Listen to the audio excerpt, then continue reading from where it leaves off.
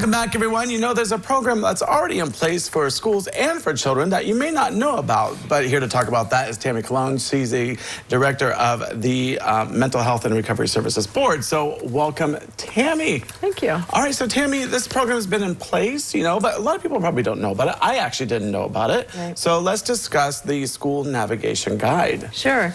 So we started our partnership with all of our schools in our 3 counties several years ago. You know, it used to be you'd send in a therapist for a little bit. They do therapy in school to help accommodate parents' schedules. But what we really found helpful, and the schools have found helpful, is we started this navigation service, which is most of our buildings in our 3 counties have navigation services in them. It is a licensed social worker who is in the building. They're in there, depending on the building, it determines how many days, how many hours. And the whole goal of that is really to support the administrative team in the building and the youth, so that, you know, if children have a bad night at home the night before, or maybe on their way to school, they don't have a mental illness, they don't have a substance use, right? But they're children and they're trying to figure out how to process and deal with it so they can get on with their day. And what the Navigator does is an evidence-based program. It's called SBIRT, Screening, Brief Intervention, and Referral to Treatment. And they'll just work with the student. They can work with them up to 6 times on any particular incident. And during that time, they're doing a lot of screening, a lot of skill building. If at the end they decide that the student needs more, of course, they're going to encourage the family to reach out and help get them connected to community resources. Yeah, so, you know, kids have so much pressure on them these days. You know, I feel like more than ever. And, you know, part of that's probably due to the internet and whatnot. But, you know, but there's so many things that kids go through more these days, even bullying, because, you know, it's a change from like when we were kids, you know. Now that you have the whole internet section of that. You know, there's stuff that happens at home, sports, you know, you name it. There's so much pressure on them. And sometimes they just need an active listener, right? Yeah. And processing is really the most important thing to anything that goes on in our lives, right? If we can take the time to really get into the situation, process it with somebody, talk to somebody who's listening, get feedback, get encouragement, then the situation ends. But when we got to carry it forward with us throughout the rest of the days and we don't really put an end to it, that's when we see the compounding effect that really weighs on children's hearts and minds. So the earlier we can get to them and say, okay, hey, we heard your dog died last night.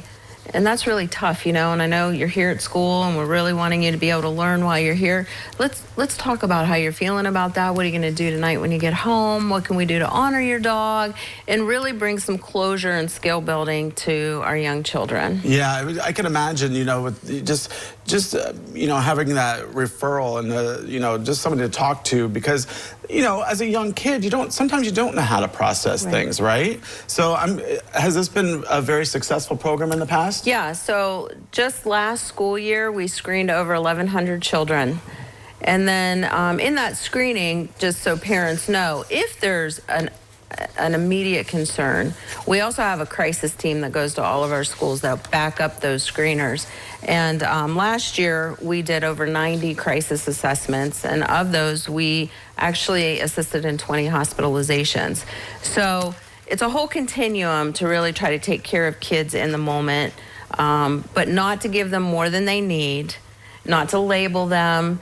And the good thing about bringing our providers, and we have 3 agencies that do this service, so Health Partners of Northwestern Ohio, SAFI, and FRC, because kids don't feel like they're telling on other kids then when they're talking to school personnel, right? If it happens to be a conflict they've had with another student, at least they're speaking to somebody who's not part of the school system, and they don't have to worry about that other person getting in trouble or them being labeled a tattletale. Right, and it's also a way for them to just open up, because the worst thing I would think is to just, you know, bottle in everything. That is the absolute worst. Because that's when it's like, if you shake a bottle, it explodes. That is correct. You know, so...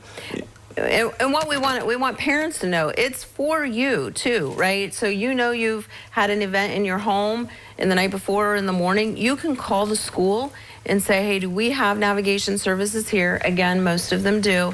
And when is the navigator there? I'd like them to check in on my son or my daughter, and the navigator will do that, and then, you know, share with the family whether there are any concerns or, you know, they think their loved one is good to go. Yeah, good program. Thanks for coming on and telling us all about it. Thank you. I appreciate it. All right, well, don't go away. We have more when we return.